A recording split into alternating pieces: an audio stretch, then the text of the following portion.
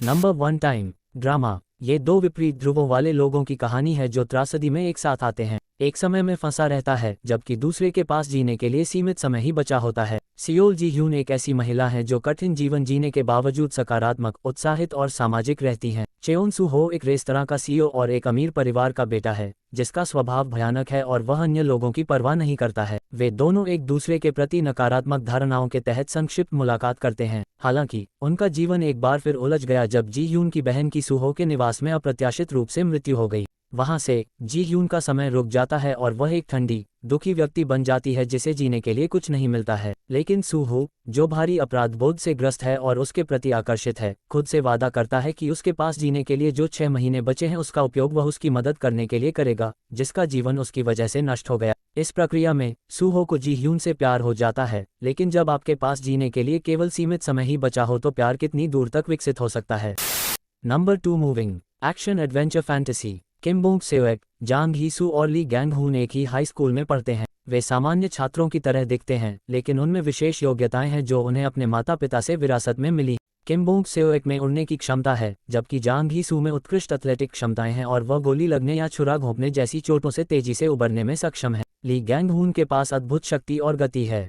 ये 3 छात्र अपनी विशेष क्षमताओं को अन्य लोगों से छिपाने की कोशिश करते हैं, जबकि उनके माता पिता उन्हें अन्य लोगों द्वारा इस्तेमाल किए जाने से बचाने के लिए संघर्ष करते हैं। Number 3 fireworks of my heart action romance. बड़े होते हुए सोंग यान और जूकिन सबसे अच्छे दोस्त थे, लेकिन जैसे जैसे वे बड़े होते गए उनके परिवार उनकी दोस्ती को नकारात्मक दृष्टि से देखने लगे। अपने रिश्ते को और आगे बढ़ने की अनुमति न देने के कारण सोंग यान और जूकिन को उनके परिवारों द्वारा एक दूसरे से अलग होने के लिए मजबूर किया गया। वे फिर कभी एक दूसरे को नहीं देख पाएंगे। जबरन अलग होने के बाद से 10 वर्षों में सोंग यान और जूकिन दोनों ने रिश्ते को मजबूत बनाने के लिए कड़ी मेहनत की है, वह जीवन जो वे हमेशा से चाहते थे। अग्निशमन प्रमुख के रूप में सोंग यान ने अपना जीवन दूसरों को बचाने के लिए समर्पित कर दिया है। अजीब बात है कि जूकिन ने एक आपातकालीन चिकित्सक के रूप में दूसरों को बचाने को भी अपने जीवन का काम बना लिया है। हालांकि पूरी तरह से अलग अलग क्षेत्रों में काम करते हुए ये केवल समय की बात थी कि भाग्य ने पूर्व मित्रों को फिर से मिला दिया। अपने काम से एक साथ आए सोंग यान और जूकिन एक बार फिर से एकजुट होकर बिल्कुल रोमांचित नहीं है। साथ साथ काम करते हुए पिछले कुछ वर्षों में प्रत्येक ने जो विकास किया है उसे पहचानना आसान है, लेकिन जूकिन और सोंग यान को अभी भी बहुत काम करना है अगर वे अपने इस नए रिश्ते को कुछ और में बदलना चाहते हैं। क्या उनके पास अपने सामने आने वाली बाधाओं को दूर करने की क्षमता है, या क्या उनका वर्तमान रिश्ता पिछले रिश्ते की तरह ही क्षणभंगुर होना तय है।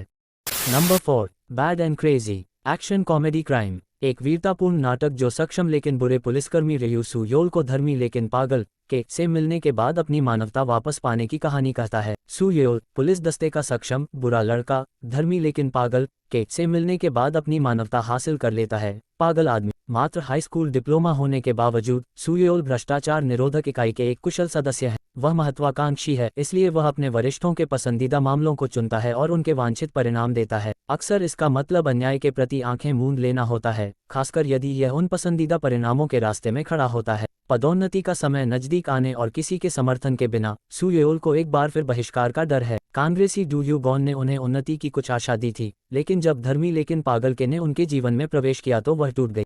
Number 5 brain works comedy mystery. एक विशेष मस्तिष्क वाला न्यूरोसाइंटिस्ट शिन हारू, एक दयालु मस्तिष्क वाला एक निस्वार्थ जासूस ग्यूम मायुंग से, एक डरपोक मस्तिष्क वाला एक कानून सम्मोहन अन्वेषक सियोल सो जंग और एक अति कामुकता मस्तिष्क वाला किम मोरान बल में शामिल होंगे और जांच करेंगे। एक टीम के रूप में आपराधिक मामले, मस्तिष्क रोग से संबंधित अपराधों की बढ़ती संख्या से निपटने के लिए एक तंत्रिका विज्ञान टीम की स्थापना की गई है और हारू उनके साथ एक सलाहकार के रूप में शामिल हुए हैं। संयोग से मायुंग से और हारू एक दुर्भाग्यपूर्ण रिश्ते में शामिल हो जाते हैं और क्रूर सहयोग शुरू हो जाता है। पागलपन और साजिश की उलझनों से भरी पूरी मानवीय जांच के दौरान क्या होगा। शिन हारू एक न्यूरोसाइंटिस्ट के रूप में काम करते हैं।